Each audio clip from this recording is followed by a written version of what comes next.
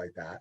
So I have a million questions that I could ask you, but I'm going to hold off on those because we have a bunch of people that are dying to ask you a question. And I did promise my good friend Lindsay, who I love to death, that Lindsay would be able to ask the first question. And that's because she and I were chatting yesterday. So Lindsay, my little friend from California, you are up with Heather Monahan. Thank you. Fire away. Thank you so much, Scott. Heather, you are so awesome. Oh my gosh, I'm so energized just listening to you. Thank you so much for talking to us today. My question is, honestly, what's next for you? That's what I want to know. What is next for Heather? Oh my gosh, Lindsay, I wish that you had the answer to that question, not the question. So I have no freaking idea. Here's the thing. Back in 2017, I never thought I was leaving that company that I worked at. And in my mind, I knew I would be the CEO of a company, whether it was the one I was at or that I was going to get plucked out of there. But I knew it was going to be in media. I've been so wrong about what my future is going to be that I really don't forecast that anymore. Here's what I can tell you. And it's funny because 10 years ago, I had a 10-year plan of exactly what that timeline would look like. I used to always say, like, it's such a clear, well-lit path.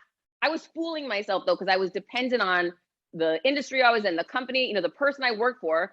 And now I'm just dependent on me, which is, even though it's been really challenging to get to where I am today, it's so much better now to be in charge, right? And not have to depend on somebody else. That part's pretty freaking awesome. But I'll tell you, I could be creating a movie around my first or my second book. I could be hosting a TV show with my friend Kim Gravel. I could be selling a product line on QVC. I could be launching a skincare line. I could be doing a series of sales books. I have a lot of people who ask me to do that. I could just go all into speaking and give up everything else.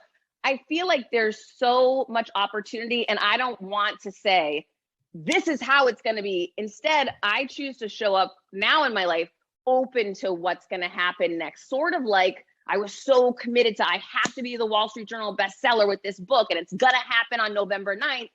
I feel like the universe is showing me, lighten up there, sister. You're not in charge of it. Yes, go do the hard work, do that next right thing, put the effort in, but then let go.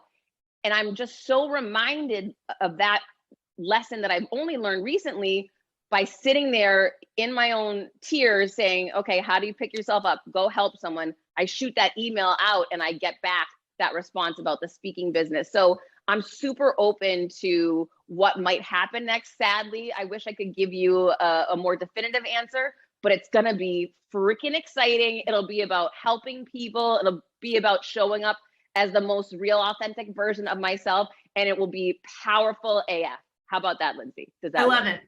We'll be waiting on what's next. So no, don't wait. I want you out there blazing your own path, sister. Like I'm not waiting, watching just for me. All right. I want you blazing your own too. What I think is cool is that